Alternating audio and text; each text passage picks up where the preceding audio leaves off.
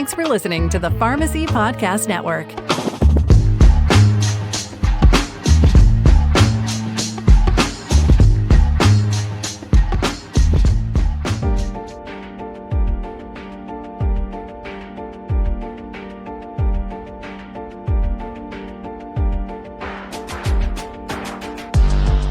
Welcome to the PBM Reform Podcast, where we dive deep into the world of pharmaceutical benefit management, cutting through the noise to uncover the truth. Since 2019, we've been your go-to source for the latest on how PBMs impact patient care, drug pricing, and the very future of pharmacy. Here, we champion the role of pharmacists, the most knowledgeable advocates for medication safety and expertise. Join us as we expose and generate discussions that are reshaping healthcare and explore how we build a better payment system which focuses on advancing pharmacy care.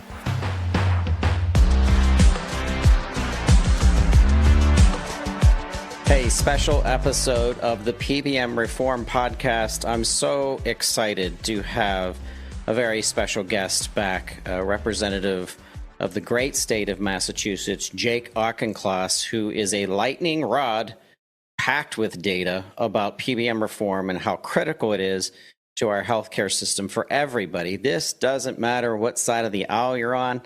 This is about families. This is about supporting people throughout the country, getting them access to the medications that they desperately need for their health. We're so excited. So December 20th, 2024, Greg Reybold of APCI interviewed Jake Auchincloss on the PBM Reform Podcast. So this is a special homecoming and comeback for Jake. Greg, take it away. Yes, Congressman Auchincloss, first of all, thank you so much for joining us. We have a lot of big stuff to get to. It's an exciting time in pharmacy, and you obviously want to spend a lot of time talking about that. But that said, community pharmacy has been blessed with many champions over the years at the state level as well as at the federal level. But you emerged in a way, at the hearings, your line of questioning, your co-sponsoring of bipartisan legislation that was moving the ball forward in terms of PBM reform. And then obviously last year with the introduction of Pharmacists Fight Back Act, just blew up in the community pharmacy world, right? Somebody who gets the issue as much, who's willing to sort of fight the big fights, is, as articulate and just nuanced on the issue and willing to challenge people in committee hearings. So I get questions all the time. There's a lot of curiosity and just questions and interest in the work that you're doing. Obviously, a lot of our listeners are community pharmacists. Many of them know you. But if you wouldn't mind just sharing a little bit of background so our listeners can get to know you and sort of how you arrived at this issue. Absolutely. Thanks for the opportunity to be on again. So I serve on the Energy and Commerce Committee, which has jurisdiction over most sections of federal health care. And I represent the suburbs of Boston, which is one of the densest concentrations of medical and healthcare talent of anywhere in the world. Very proud to really get to go to Washington on behalf of so many people who do such important work. And one of the issues that I was most interested in from the very beginning of my tenure in Congress 5 years ago was drug pricing. And really cutting this Gordian knot of we want biomedical innovation, we want new medicines to come to market, we want them to be affordable, and we want to fight back against the corporate capture of our healthcare system. And these were sort of three intertwining issues. And what I came to find, and Greg, this is a selfish journey here as I was trying to get this right. What I came to find is that by putting pharmacists in the driver's seat of legislation, I was going to end up with the best policy to accomplish those three things. And so to a certain extent, it's not, just what have I done for pharmacists on Capitol Hill, it's what pharmacists have done for me. They've helped me best tackle a really nuanced policy issue. Sometimes the example I give, the analogy I give is air traffic controllers. I worked for 2 years on the Transportation and Infrastructure Committee, and we were always being tasked with coming up with policy for aviation. And aviation is not as complicated as drug pricing, but boy, it's pretty complicated. You got, the pilots, you've got the Federal Aviation Administration and their regulations, you've got the airplane manufacturers, you've got the airport operations. And I always used to struggle with how do I parallax all of these different competing interests and issues. I want to get to the right answer, but everyone's coming at me with various points of view. And what I came to realize is that if I did policy that was the best for air traffic controllers, I usually ended up pretty darn close to what I thought was optimal policy. Air traffic controllers, like air traffic controllers, they just want to land the plane safely. And I know my constituents agree with that. I know that that is aligned with my constituents' priorities. And so if I'm optimizing for the air traffic controller point of view, I still got to parallax the other opinions, but I'm getting close to the good policy. What I came to appreciate in healthcare and in drug pricing was, boy, if I put the pharmacist, the community pharmacist in the driver's seat, I'm going to get to a really good place on biomedical innovation, on patient access, and on pushing back against corporate capture. And again, I know that those are the three things my constituents care about.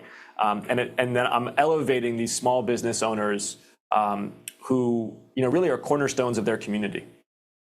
Okay. Wow. Yeah, that is that's amazing to hear. One of the things, and I've always been proud to represent independent pharmacy and their interests. One of the things to me that I just think is astounding, and obviously you deal with any number of issues, and I want to talk about that a little bit in terms of your work on energy and commerce and some of the other things you work on. But one of the things that just I think is sort of this policy's secret weapon is the grassroots power of independent pharmacists. And I think in many ways you activated that at the federal level in a way that we really hadn't seen. I have tried to do policy in a bipartisan way. I've tried to do policy in a partisan way. I've tried to do policy that is supported by various think tanks or interest groups. I've tried to do policy that has strong grassroots support like this one. And I can tell you there is nothing like grassroots constituent level support to get co-sponsors on policy. Nothing.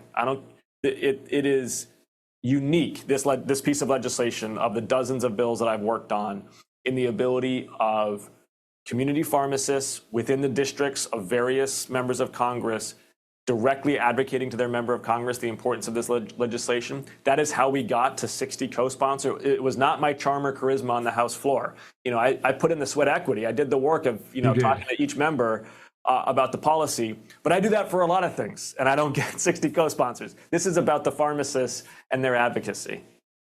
Yeah, and I also think that's also what's driven success at the state level as well, right? Just sort of that grassroots, the relationship they have, 100%. The role they play in their communities, day in, day out. But so you mentioned some other legislation. I think it's always important to note that on any given day on Capitol Hill, Lord knows what interests and what issues are being discussed, right? I've been up there when there's been cattlemen, when there's been bankers, when there's been other healthcare providers, right? Like probably hundreds to thousands of issues.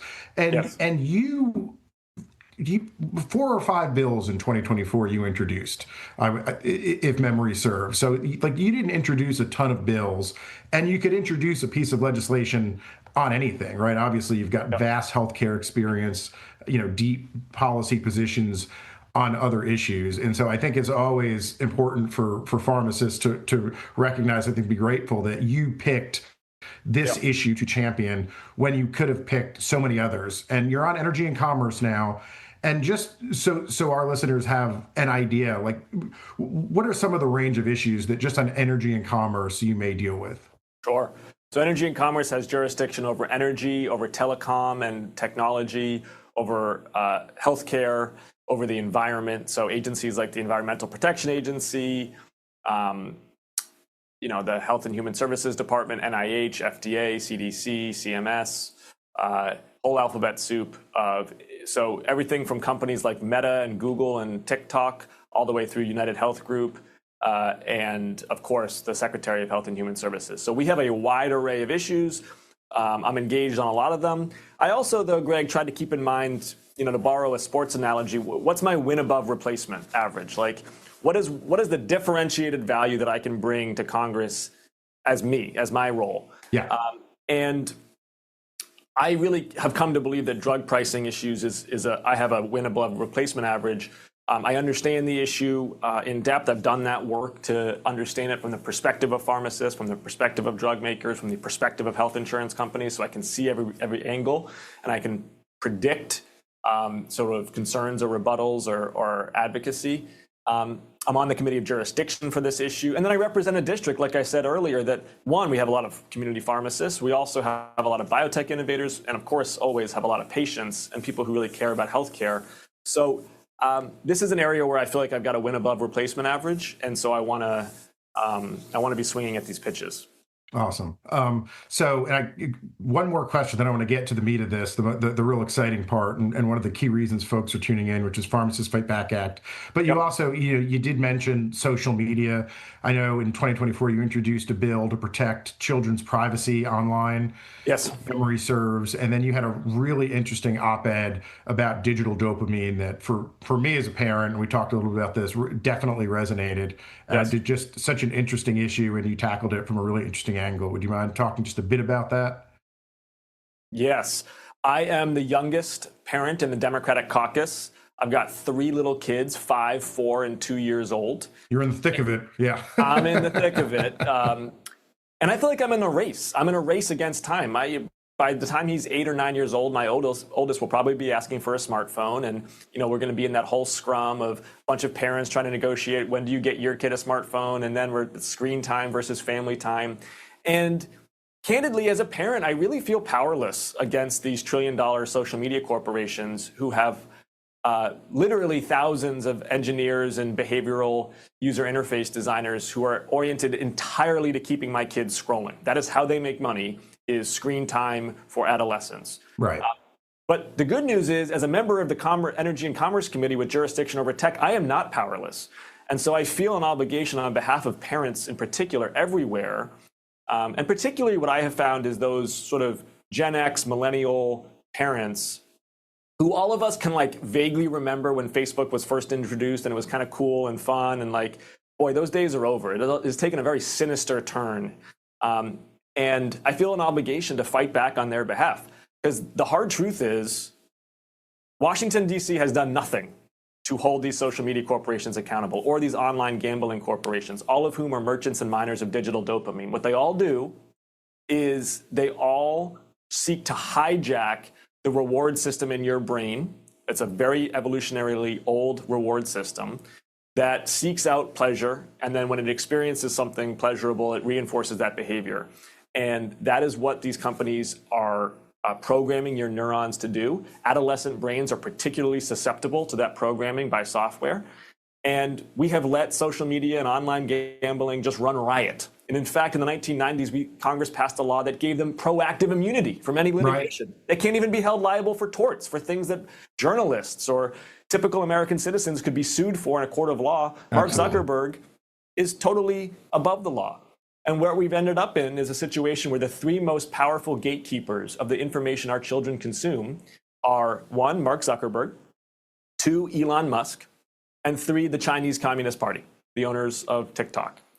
Yeah. I don't know a single freaking American who thinks that those 3 individuals, those 3 entities, should be the ones deciding how their children's adolescent brain develops its reinforcement learning system and how it seeks to perceive its own sense of self and society. We got to act. I'm putting forward legislation that's extremely tough on these corporations. And we've got to get ahead of what, to me, is an emerging cultural fault line in our society, which is between digital dopamine on one side, where everything is fast, easy, alone. Yeah. On the other side, the effort of in real life, sweating and striving in real life for things that matter, building things together, housing, energy, new medicines, right? The kind of interactions that so many of our community pharmacists understand can't be replaced with digital is just human to human. And it sounded like you were looking to sort of leverage, sort of bridge that gap through some of your policy solutions to maybe help fund training and more hands-on type opportunities for children. Is that? Yeah. So let me give you an example.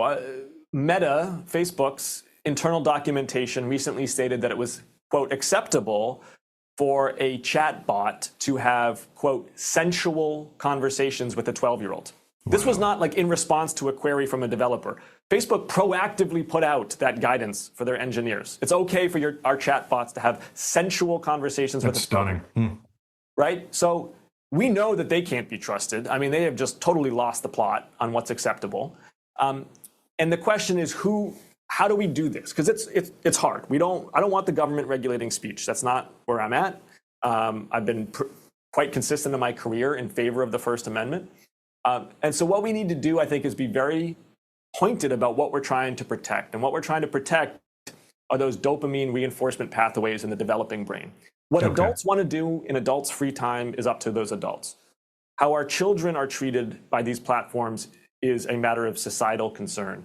And so we need the Consumer Product Safety Commission, we need the National Academies of Science and Engineering to do in-depth research on how the user design of these platforms warps dopamine pathways for children. And then we need regulation and labeling so that parents are in the driver's seat for how these kids use their apps, right? The federal government tells you if a bicycle helmet is safe. The Consumer Product Safety Commission has a label that says this bicycle helmet works, right? Because you don't want to find out if it works or not after the fact. That's right, yeah. We should do the same thing for these apps. It's not about censorship or deplatforming anybody. It's about understanding that our children are spending 4 to 6 hours online, and they need guardrails and protections in the digital realm, just like we give them in real life. And that parents need to be the ones who decide, not Mark Zuckerberg. Okay, so I appreciate that. I think that's going to be something that a lot of people are going to follow. Important work. Not easy work, nuanced work against big, powerful. You talked about sort of the big three on the social media side, controlling the stuff. You got another big fight with another big three. Yeah, I got to pick my political opponents better. I've picked a fight with the United Health Group and with Meta, and the two most powerful corporations in the history of the world. But yeah, right. It's a righteous fight. Yeah, it is. But boy, that's you're not picking easy issues there. That's for sure. And so wow. And I guess that brings us now to Pharmacists Fight Back. And so you introduced the first version of Pharmacists Fight Back in 2024, and it resonated at the federal level in a way that I've just frankly not seen. It kicked off at the PUT Summit, and I think you just really got folks pumped up. But it looked to go at the core of PBM problems and solve those aggressively. And when I say resonated, obviously, we were up close to 60 co-sponsors around, right, somewhere in that vicinity. Yes. But I mean, there were bags with HR 9096 floating around trade show floors. There were buttons. There were unplanned, just generic pharmacists taking pictures, holding up Pharmacists Fight Back Act signs. I think it started in Kentucky, but it went all over the country. I mean, yes. It was a movement. And so just resonated in an unbelievable way. Obviously, enter into 2025. It's a new legislative session. It's been a while, right? Obviously, we're on the back end of the year here, but it is here, right? And it's here in two forms. And so, if you could talk a little bit, folks are dying to hear about sort of where we're at and where you want to go. Absolutely. So this policy, as many of our listeners will know, is the strongest PBM reform legislation introduced at the federal level, and certainly the most muscular defense of community pharmacists of any legislation at the federal level. It absolutely, implements cost-plus pricing informed by mandatory NADAC reporting with dispensing fees, so that pharmacists are able to dispense according to what's best for the patient, not subject to the clawbacks or whims of the PBMs. It cracks down on specialty steering and on self-dealing by the PBM-owned pharmacies, gets ahead of the problems we know we're going to continue to see from the group purchasing organizations domiciled overseas. And then it's got very tough enforcement mechanisms across these issues. And so this is a hard-hitting piece of legislation. As you said, it incited the ire of the health insurance corporations. A little bit. And so we've done a few things here. So one, we introduced it last Congress in the form of one bill as a way to demonstrate really strong bipartisan support, even before the more basic PBM reform package had passed. This Congress, we're introducing it in two forms, scoped to the two different committees of jurisdiction. I don't want to get too in the weeds here, but basically there's at least 2, arguably up to 4 committees that have some jurisdiction over this. Right. And by scoping legislation to entirely within the jurisdiction of a committee, you make it a lot easier and more legible and digestible for that committee to move it. You will also, and this is underappreciated, you create a little bit of competition. You want the committee chairs and staffs looking over each other's shoulders and seeing what the other committee is doing. Love that angle. Yeah. People think Congress is all about D versus R. Yes, definitely that's part of it. Yeah, there's also a lot of jurisdictional sharp elbows. So who's gonna lead on the issue? So. 100%. So we're dropping it into Energy and Commerce, my committee, and into the House Oversight and Government Reform Committee, bipartisan in both places, and seeking to move it there again with a lot of strong co-sponsorship. We are also inoculating other members and staffers against what we know is going to be the arguments against it. That's an important element to this strategy. The health insurance corporations are going to say this is going to cause us to raise premiums. I mean, that's their only argument, right? Like as the sun rises, that's what they say. Yeah. As the sun rises, premiums go up, and so we're inoculating against that because we actually have been able to get some nonprofit health insurance corporations and some other examples from states that have done laws similar to this to show that that is not the case. Because politicians get very scared about potential premium inflation, and so we are going to get ahead and pre-butt that argument. Yeah, and I love that, right? So much over the years, and I think pharmacists have been raising the alarm on PBM practices for a long time, and I think they've been proven right. The rocks that they say to look under, indeed, there's totally. there. But a lot of what community pharmacy has done over the years has been anecdotal, right? And I think a lot of that changed with 3Axis and 46 Brooklyn doing the good sort of data-driven work that they've done. I think, we've seen MedPAC and the OIG conduct some interesting audits. But I love the approach you're taking in terms of, substantively being able to rebut some of these long-held presumptions. I think it's still obviously it's an uphill battle on that front because some of these presumptions are entrenched in all sorts of places.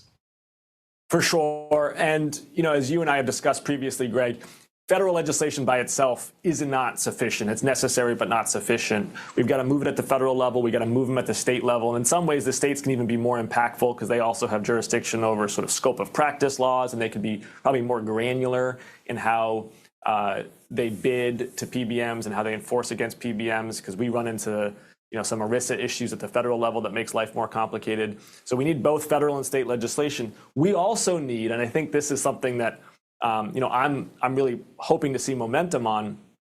We need the big companies, the employers, as they shop for PBMs, to start asking much harder questions against the big three than they currently are.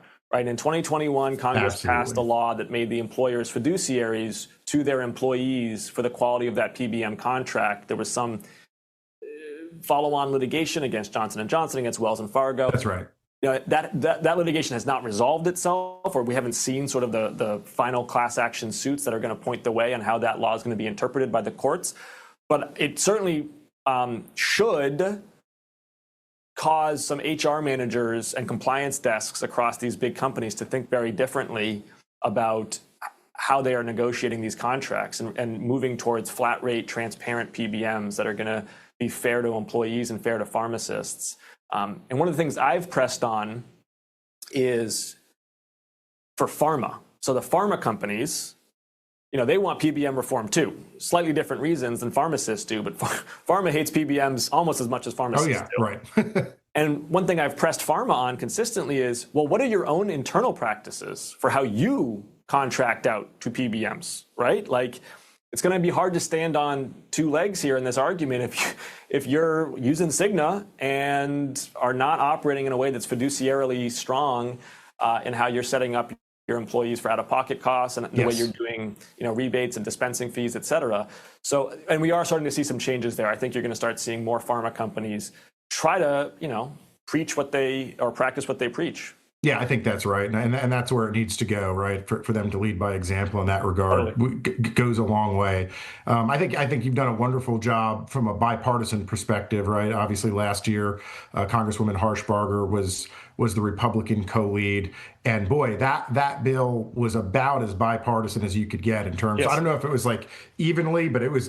I mean, it was right there. Yes. And I think obviously there's a lot of potential for bipartisan on this. Pharmacists are, of course, thrilled to see that transparent market-based pricing.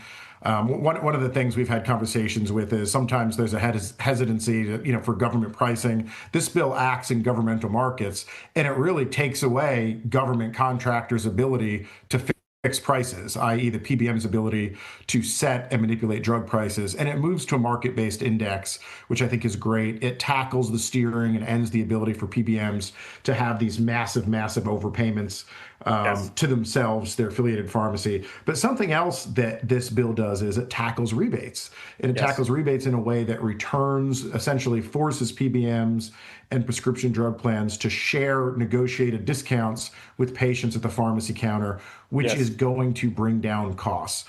Yes. Something that doesn't get talked a lot about, and something that we've been spending quite a bit of time on, is there are direct correlations to higher cost of drugs and medication, cost-related medication non-adherence, and that Yes. in fact drives outcome. So this is going to be a great bill for independent pharmacy, but it's also going to go a long way towards lowering patients' out-of-pocket costs by curbing the steering and the markups, and then also forcing discounts to be shared. I think that's such an interesting policy, and it's something, frankly, in his first term, President Trump worked some on with trying to reform the safe harbor, sort of known as the rebate rule, and that was something that was scored really unfavorably at the time by the Congressional Budget Office, based on a lot of presumptions. Subsequent to that, we've seen, like West Virginia, there were actual insurer actuarial findings where there were similar policies adopted at the state level. And in fact, it turns out that sharing rebates with patients at the counter, passing back the rest to be required to lower premiums, has in fact not raised premiums as the PBMs predicted, but has actually suppressed premium growth.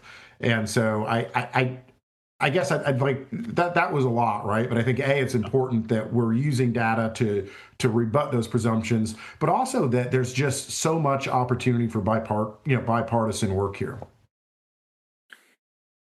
A question and a comment. First, the comment. Rebates are the core original sin of the U.S. drug pricing model. There are elements of our drug pricing model that actually work pretty well. The genericization of brand drugs that drives a lot of competition and brings down prices.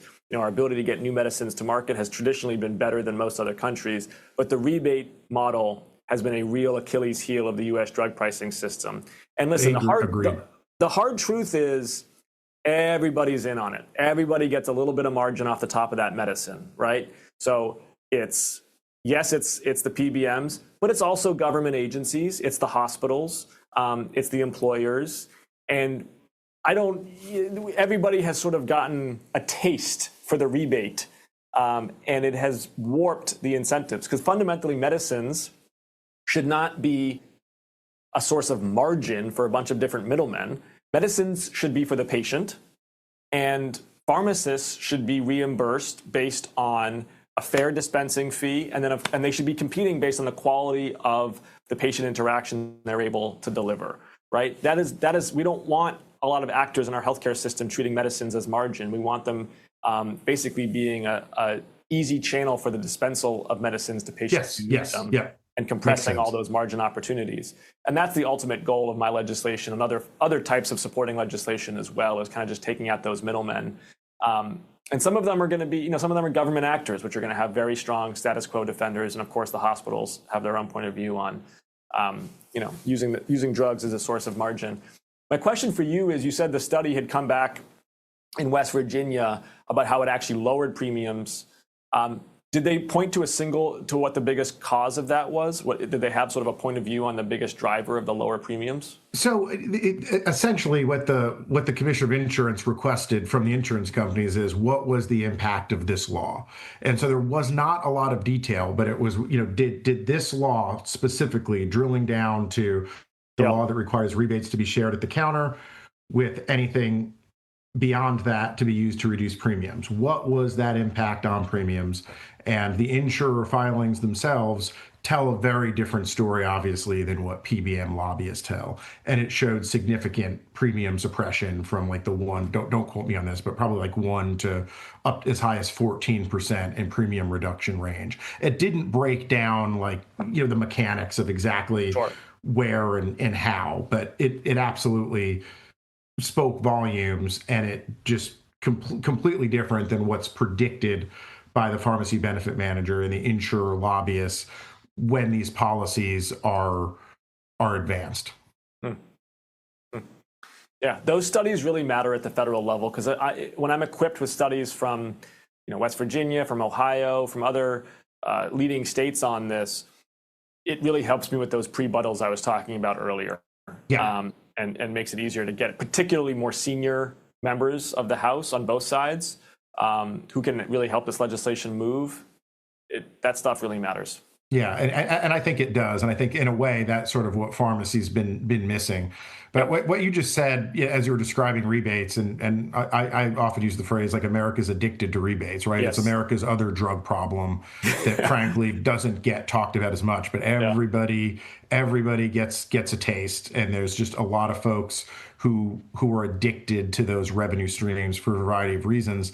But something that you said earlier about air traffic controllers struck me, right? You didn't use the word North Star, but air traffic controllers want to land the plane. And I think pharmacists want to see patients get the medications that they need to improve their health outcomes. And so the rebate issue may not speak directly to the sustainability of pharmacy, but I can't tell you, and I know you hear this, you hear from a lot of pharmacists, but how many pharmacists are frustrated and discouraged when they see patients who are making those hard choices of going without medication because they can't afford that medication. There's a cheaper generic that's available, and the PBM, because they're getting a 50% rebate, are forcing patients to pay out of pocket for the more expensive drug. And your legislation cuts to the heart of that. 100%. And there's also, and those are just the trade-offs that are transparent to the patient and to the pharmacist. Yes. Rebates, of course, have an entire dog that didn't bark effect. Biosimilars is a great example of this. The PBMs have been using aggressive rebate strategies to keep biosimilars out of the marketplace in the first place, which is holding up potentially as much as $100 billion in invoice spend on biologics that could have a biosimilar competitor but do not, because of sort of anti-competitive action ahead of a launch. And so there's a lot of those sort of unseen warping forces of rebates as well.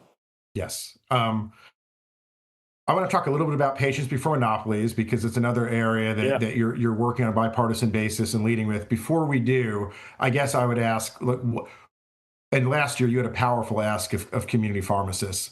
What can community pharmacists do to help advance this legislation? And I think if you give the marching orders, you're going to find that the message is going to resonate, and they're going to do everything they can to help you in this enormous fight.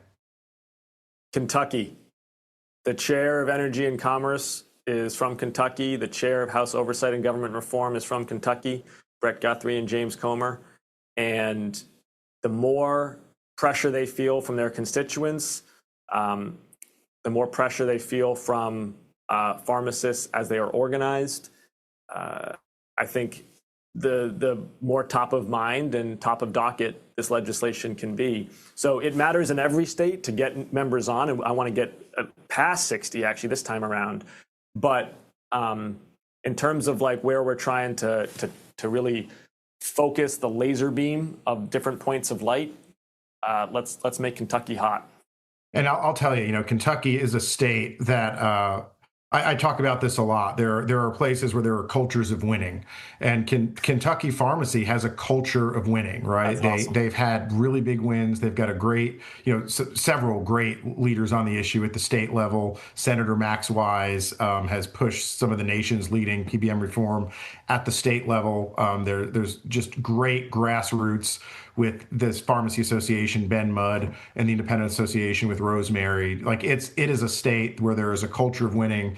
And I think, to Chairman Comer has been a great champion on this, and he actually was a co-sponsor of Pharmacists Fight Back Act last year as well, right? So that's to the extent that Kentucky is a central state, and it is. I'm glad that Kentucky's a central state because pharmacy has sort of the grassroots. They just have that culture of winning. They know how to advocate. So that's exciting to hear. And I think certainly Kentucky pharmacists will rise to that occasion. And it sounds like you're still going to have a large goal of let's show strong bipartisan support.